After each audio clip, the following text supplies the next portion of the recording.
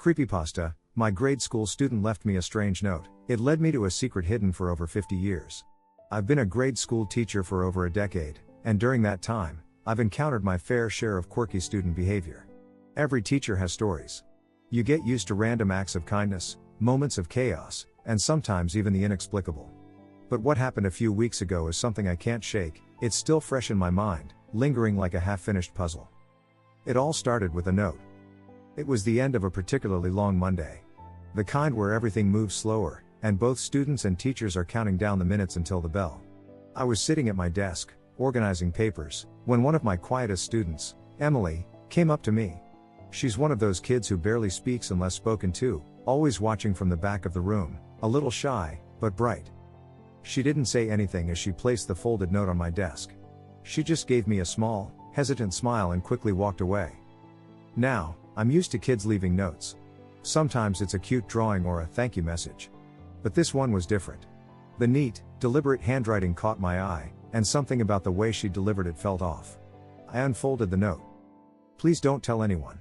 Go to the playground after school. Under the old oak tree. Dig. You'll find something important.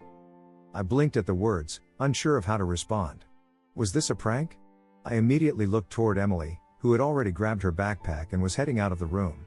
She gave me another glance before she left, her expression unreadable. I considered tossing the note into the trash. After all, kids have a strange sense of humor. Maybe this was just some elaborate joke cooked up by Emily and her friends. But Emily wasn't the prankster type. She was too quiet, too reserved for that. Something in her eyes as she left the room made me hesitate. The rest of the day passed by in a blur of routine, but I couldn't stop thinking about that note. Curiosity gnawed at me. After school ended, I lingered in my classroom, debating whether I should go to the playground or not. It felt absurd.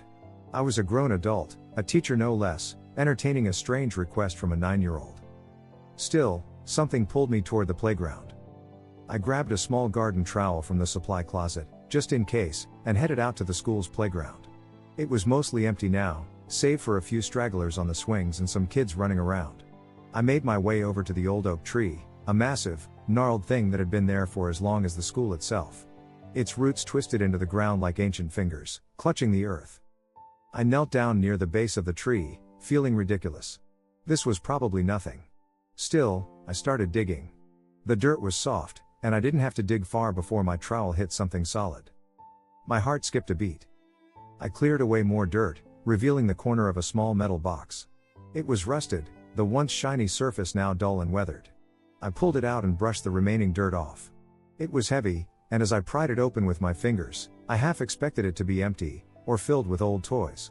But what I found inside made my breath catch in my throat. Inside the box were several old photographs, some yellowed letters, and a small, leather-bound diary. Everything smelled faintly of must, like it had been buried for decades. I carefully lifted out the diary, flipping through the pages. The handwriting was neat, small, and childlike. The name on the inside cover read Sarah Mitchell, 1973. I froze.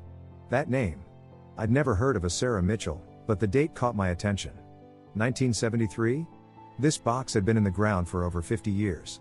I thumbed through the photos next, black and white snapshots of a young girl, maybe 8 or 9, standing in front of what looked like the same school I now taught at. There was another girl with her in most of the photos, a brunette with bright eyes and a wide smile.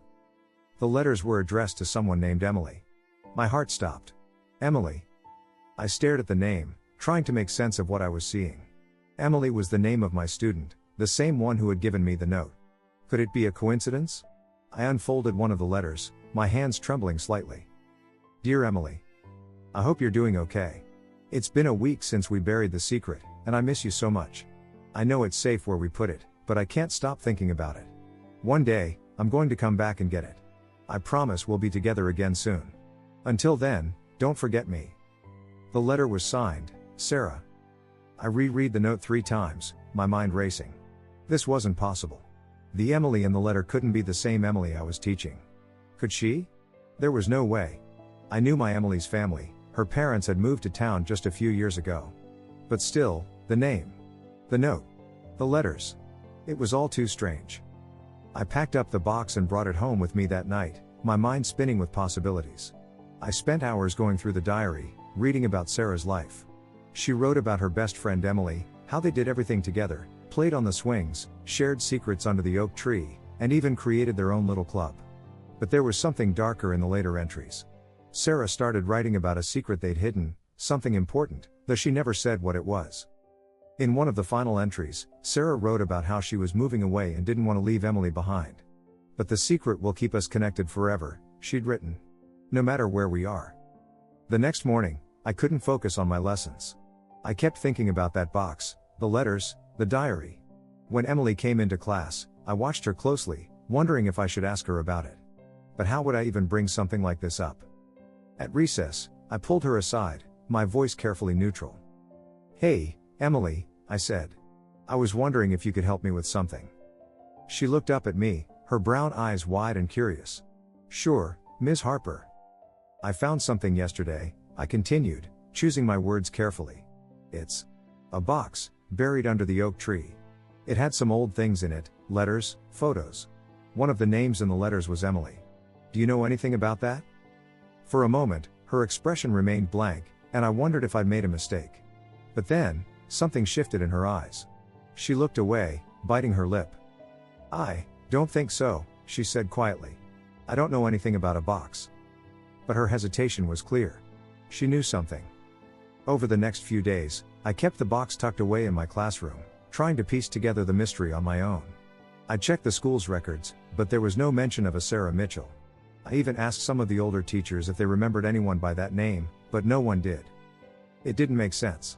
How could a child attend this school, leave behind photos, letters, and a diary, and yet not exist in any records? And why did the name Emily appear in those letters? As the days passed, I became more obsessed with finding answers. I started looking into old town records, local history books, anything that might give me a clue about Sarah and Emily. Then one evening, I came across an article in the town's online archives, dated 1973. Local girl, 8, reported missing after mysterious disappearance. My heart stopped as I read the details. Sarah Mitchell had gone missing in the summer of 1973, just a few weeks after the last entry in her diary. She was never found. The article mentioned that she was last seen playing near the old oak tree at the school. My mind was reeling. I rushed to the box, pulling out the photos and letters once more.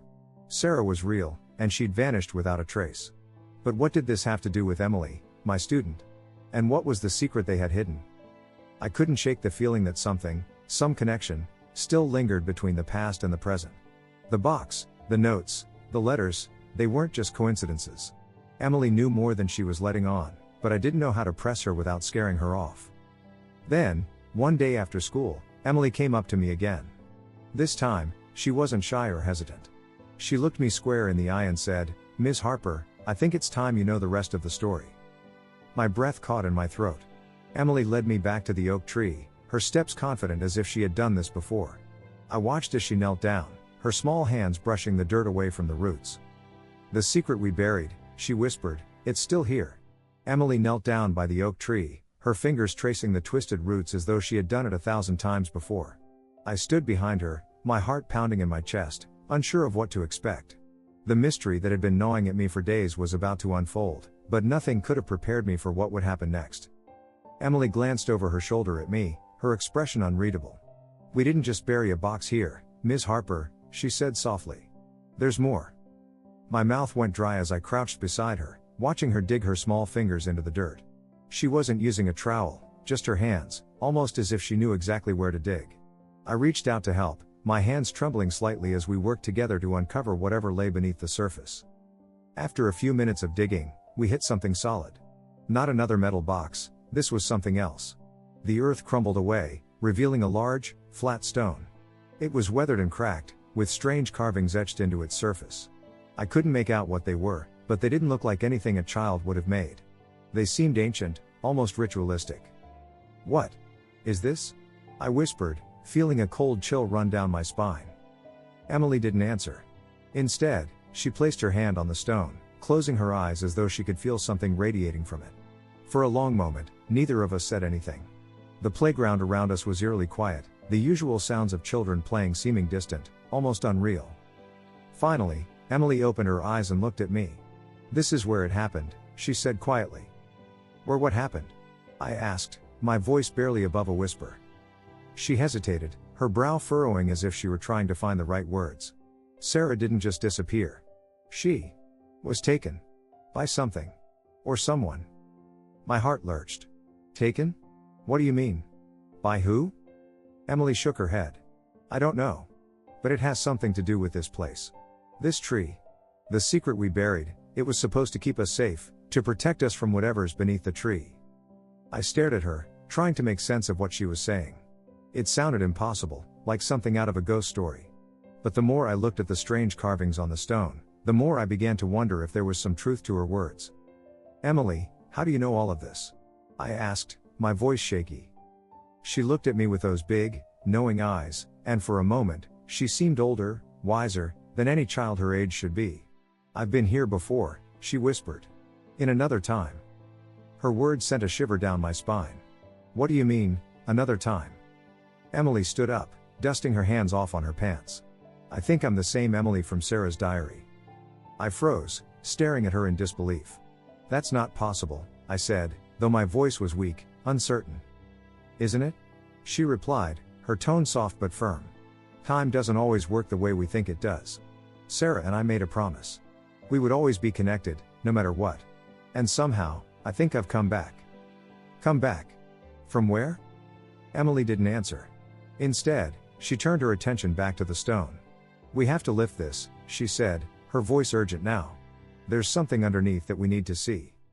I was about to protest, there was no way the two of us could lift a heavy stone like that, but before I could say anything, Emily placed her hands on the edge of the stone and began to push.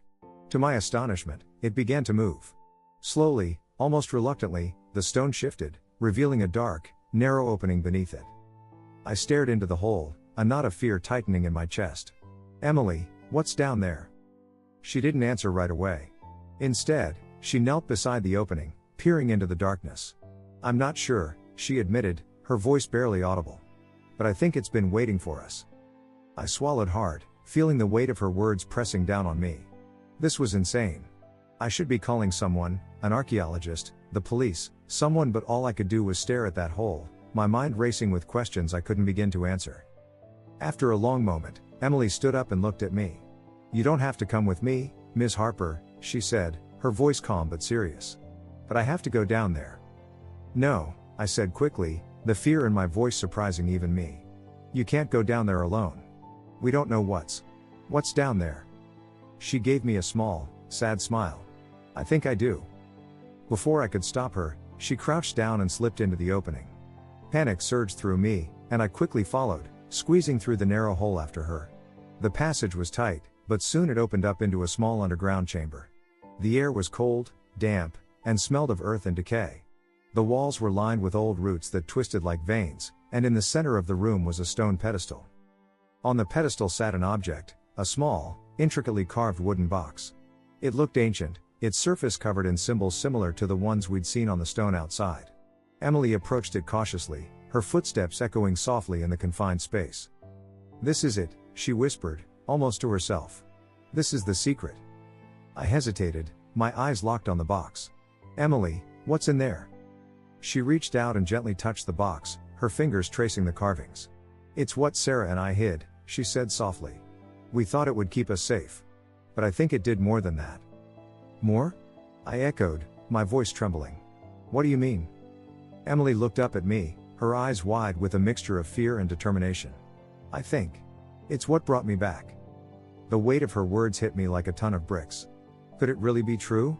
Could this box, this thing, have the power to manipulate time, to somehow bring Emily back from another life? It sounded impossible, yet here we were, standing in this hidden chamber, surrounded by things I couldn't explain. Emily carefully lifted the lid of the box, and as she did, a faint, otherworldly light filled the chamber. Inside the box was a single object, a small, silver pendant, shaped like a crescent moon. It shimmered with an unnatural glow, pulsing softly as though it were alive. I took a step back, my heart racing. Emily, don't touch it, I warned, but it was too late. She reached into the box and picked up the pendant, holding it delicately in her hand. The light around it grew brighter, and for a moment, the entire chamber seemed to hum with energy. Emily looked at me, her expression calm, but I could see the fear flickering in her eyes. I remember now, she whispered, her voice trembling. I remember everything. I stared at her, feeling like the ground was shifting beneath my feet. What? What do you remember? She closed her eyes, gripping the pendant tightly. Sarah and I. We found this pendant. We didn't know what it was, but it was powerful. Too powerful. We buried it because we were scared of what it could do. But now it's calling to me. Calling to you? I asked, my voice barely a whisper. Emily nodded, tears brimming in her eyes. I think it wants me to finish what we started. Before I could ask what she meant, the ground beneath us began to tremble. The roots along the walls writhed and twisted, as though something deep beneath the earth was stirring. I grabbed Emily's arm, my heart pounding in my chest. We need to get out of here, I said urgently. But Emily didn't move. She stood there, holding the pendant, her eyes locked on the pedestal as though in a trance. Emily, I shouted, shaking her. She snapped out of it, her eyes wide with fear. We have to go, she said quickly, and together we scrambled back through the narrow passage, the rumbling growing louder behind us. We emerged from the hole just as the stone slammed back into place, sealing whatever dark force we had disturbed back beneath the earth. Both of us were gasping for breath, our hands shaking as we stumbled away from the tree. For a long moment, neither of us spoke. The playground was empty now, the sky darkening as evening approached. What was that? I finally asked, my voice trembling. Emily looked down at the pendant in her hand, her expression haunted. I don't know, she whispered. But I think it's not over. Thanks for watching, guys. If you enjoyed these Reddit stories, don't forget to like, subscribe, and hit that bell so you never miss an update. See you in the next one.